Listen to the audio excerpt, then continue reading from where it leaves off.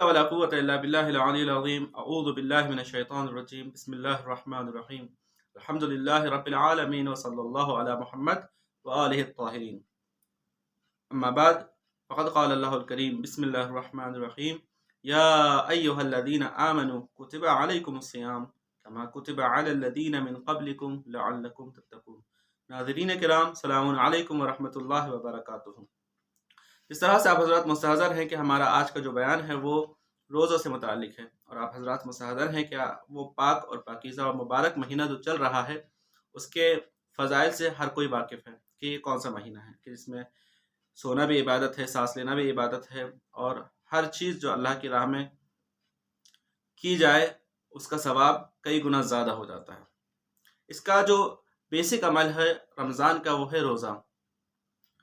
روزہ کے متعلق ہمارا اور آپ کا پروردگار قرآن کریم میں ارشاد فرماتا ہے کہ بسم اللہ الرحمن الرحیم، یا ایھا الذین آمنوا۔ سب سے پہلے اللہ تعالیٰ سب سے مخاطب نہیں ہوتا ہے، صرف اور صرف ان لوگوں سے مخاطب ہے جو اس کے اوپر ایمان لے کر آئے۔ یا ایھا الذین آمنوا، اے وہ لوگ جو مجھ پر ایمان لے کر آئے، یعنی مسلمین اور مومنین۔ کتب علیکم الصیام، کہ آپ کے اوپر روزہ فرض کیا گیا ہے۔ البتہ قرآن میں جو لفظ آیا ہے کتب علیکم الصیام، کہ آپ کے اوپر روزہ لکھ دیا گیا ہے۔ اللہ نے یہاں پر فرض کا لفظ استعمال نہیں کیا، وجب کا استعمال، واجب لفظ کا استعمال نہیں کیا، بلکہ کہا کہ آپ کے اوپر روزہ لکھ دیا گیا ہے۔ اور مفسرین نے کتابہ کو فرضہ سے زیادہ اہمیت دی ہے، یعنی فرض سے اوپر جو بات ہوتی ہے وہ ہے کتابہ، یعنی ایسی چیز جس چیز کو لکھ دیا گیا ہے اور یہ کبھی ختم نہیں ہو سکتی یا پھر منسوخ نہیں کی جا سکتی، یہ چیز اب کبھی منسوخ نہیں ہو سکتی، ایسا فرض ہے۔ تو اللہ نے اپنے مومنین کے اوپر روزوں کو فرض قرار دیا ہے۔ اس کے بعد ارشاد فرماتا ہے کما کتب علی الذین من قبلکم، اسی طریقے سے آپ کے اوپر روزے فرض کیے ہیں جس طریقے سے آپ سے پہلے والی قوموں کے اوپر روزے فرض کیے گئے تھے۔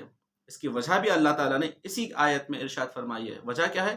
لعلکم تتقون، تاکہ آپ اللہ کے نزدیک تقوی اختیار کر سکیں۔ اکثر انسان سوال کرتے ہیں کہ ہم کس طریقے سے اپنی زندگی میں تقوی اختیار کریں۔ خداوند عالم ہر جگہ پر تقوی اختیار کرنے کے لیے اللہ اپنے بندوں سے وصیت کرتا ہے، توصیہ کرتا ہے کہ ہمیشہ اپنی زندگی میں تقوی اختیار کرو، لیکن اس کا راہ ہم نہیں پتہ کر پاتے کہ ہم کس طریقے سے اپنی زندگی میں تقوی اختیار کریں۔ تو اللہ نے اسی آیت میں ارشاد فرمایا کہ تقوی اختیار کرنے کی ایک راہ روزہ بھی ہے، کہ جیسے آپ روزہ رکھتے ہیں تو آپ کی زندگی میں تقوی میں اضافہ ہوتا ہے، آپ کے اندر تقوی میں اضافہ ہوتا ہے۔ یہ خود قرآن کی آیت ہے کہ لعلکم تتقون، آپ روزہ رکھیں تاکہ آپ متقی بن سکیں، تاکہ آپ پرہیزگار بن سکیں۔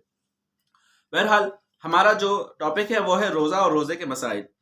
سب سے پہلی جو بات ہوتی ہے روزہ کسے کہتے ہیں۔ روزہ آپ سب کو معلوم ہے کہ روزہ شریعت میں روزہ کہتے ہیں اذان صبح سے لے کر اذان مغرب تک اپنے آپ کو ہر اس چیز سے بچا کر رکھنا جس سے روزہ باطل ہو جاتا ہے۔ روزہ کن چیزوں سے باطل ہوتا ہے ابھی وہ آپ کے درمیان بیان کیا جائے گا۔ سب سے پہلی اور جو مہم ترین چیز ہے روزے میں وہ ہے نیت۔ اگر آپ نیت نہیں کیے ہیں اور بغیر نیت کے آپ چاہتے ہیں روزہ رکھیں تو آپ کا روزہ صحیح نہیں ہو سکتا۔ تو آپ کو سب سے پہلے اپنے روزے کو صحیح کرنے کے لیے ضروری ہے کہ آپ نیت کریں۔ اب نیت کیسے کرتے ہیں اور نیت کب کرنی چاہیے؟ تو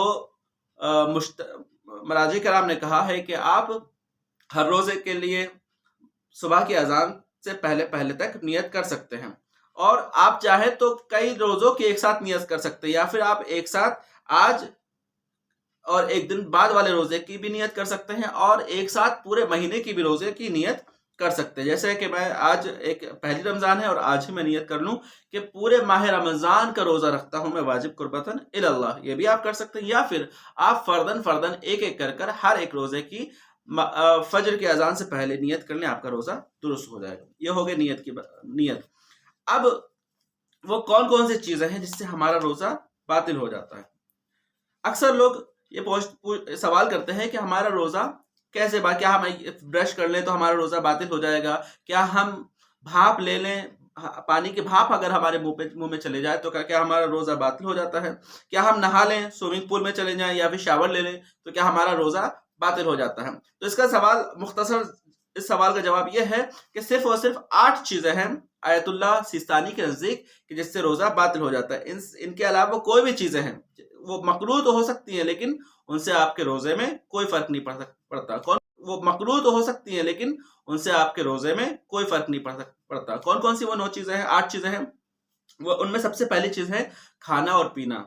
انسان کو اگر آپ روزہ رکھ رہے ہیں تو فجر کی اذان کے بعد سے لے کر مغرب کی اذان ہونے تک آپ کو کھانے اور پینے سے اپنے آپ کو بچا کے رکھنا ہے. اگر آپ کوئی بھی چیز چاہے وہ حلال ہو چاہے وہ حرام ہو اگر آپ کھاتے ہیں تو آپ کا روزہ باطل ہو جاتا ہے. دوسری چیز ہے جمع کرنے سے بھی روزہ باطل ہو جاتا ہے. جمع یعنی کیا؟ جمع یعنی انسان اپنی زوجہ سے اپنی بیوی سے ہم بستری کرے، اس صورت میں بھی روزہ باطل ہو جاتا ہے. تیسری چیز ہے استمنا یعنی مرد جمع کے علاوہ ہر کوئی بھی ایسی چیز جس کے ذریعے سے اس کی منی خارج ہو جائے، وہ محتلم ہو جائے، احتلام جنابت اس کے اوپر واجب ہو جائے، غسل جنابت اس کے اوپر واجب ہو جائے جمع کے علاوہ، تو اسے کہا جاتا ہے استمنا. جان بوجھ کر اگر کوئی شخص ایسا کام کرتا ہے کہ اس کی منی خارج ہو جائے تب بھی اس کا روزہ باطل ہو جاتا ہے.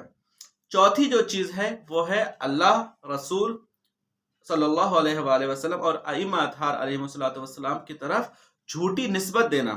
یعنی مثلا کوئی حدیث امام سے صادر نہیں ہوئی ہے لیکن آپ کہیں کہ یہ فلاں قول امام علیہ السلام کا ہے یا فلاں قول حضرت نبی کریم صلی اللہ علیہ وآلہ وسلم کا ہے، تب بھی آپ کا روزہ باطل ہو جاتا ہے. چاہے وہ چھوٹی ہو چاہے وہ بڑی بات ہو، کوئی بھی چیز اللہ سے، امام سے یا نبی اکرم صلی اللہ علیہ وآلہ وسلم کی طرف آپ نسبت دیتے ہیں جو آپ نے نہیں کہی ہے تو آپ کا روزہ باطل ہو جاتا ہے. اکثر لوگ اس طرف توجہ نہیں دیتے ہیں اور اکثر ایسی باتیں امام کی طرف منسوب کر دیتے ہیں جو انہیں خود نہیں معلوم ہوتی ہے، لیکن اگر وہ جان بوجھ کر کیا جائے تب ان کا روزہ باطل ہو جاتا ہے.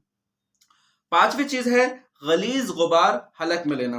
غلیظ غبار حلق میں لینے سے بھی روزہ باطل ہو جاتا ہے. اب غلیظ غبار سے کیا مراد ہے؟ غلیظ غبار سے مراد ہے کہ ایسا غبار کہ جو آپ کی آنکھوں سے دکھائی دے. مثلا آٹا، اگر کہیں آٹا اڑ رہا ہے یا پھر کسی طریقے سے وہ ہوا میں پھیل گیا ہے اور اگر آپ اس میں جا کر ایسے سانس لیں حلق سے کہ وہ آٹا آپ کے حلق میں جا کر پہنچ جائے تو ابھی آپ کا روزہ باطل ہو جاتا ہے. صرف آٹا نہیں، ایسا ہی غلیظ اور موٹے قسم کا جو غبار ہوتا ہے، ہر قسم کا ہر صورت میں ہو، وہ آپ کے اگر حلق میں چلا جائے تو آپ کا روزہ باطل ہو جاتا ہے. جو چھٹویں چیز ہے جو روزے کو باطل کر دیتی ہے وہ ہے اذان صبح تک حیض اور جنابت کی حالت میں باقی رہنا. مثلا کوئی شخص اگر مجنب ہو جاتا ہے رات میں اور اسے پتا ہے وہ مجنب ہے اور اسی صورت میں وہ غسل نہ کرے اور صبح تک سوتا رہے، تو ایسی صورت میں اور صبح تک سوتا رہے کہ اذان صبح واقع ہو جائے، اذان صبح ہو جائے اور وہ نیت رکھنا چاہتا ہے، اگرچہ اس نے نیت کر لیا لیکن اس نے جو جان بوجھ کر جنابت کی حالت میں صبح تک باطل ہے، اب اس کا روزہ باطل ہے، اسے اپنے روزے کی قضا بھی کرنا پڑے گی اور کفارہ بھی دینا پڑے گا. ساتویں جو چیز ہے سیال چیز سے اینما لینا. یعنی سیال چیز سے اینما لینے سے آپ کا روزہ باطل ہو جاتا ہے. اگر آپ روزے کی حالت میں ہیں اور سیال چیز سے مراد یعنی تر پانی والی چیز جو ہے، لیکوڈ جو ہے، اس سے اگر آپ اینما لیتے ہیں تو آپ کا روزہ باطل ہو جاتا ہے. آٹھویں جو چیز ہے اور آخری جو چیز ہے عمدن قے کرنا. یعنی عمدن آپ کسی بھی صورت میں یا حلق میں انگلی ڈالیں یا ہر اس صورت سے کہ آپ کو قے ہو جائے، الٹی ہو جائے تو آپ کا روزہ باطل ہو جاتا ہے.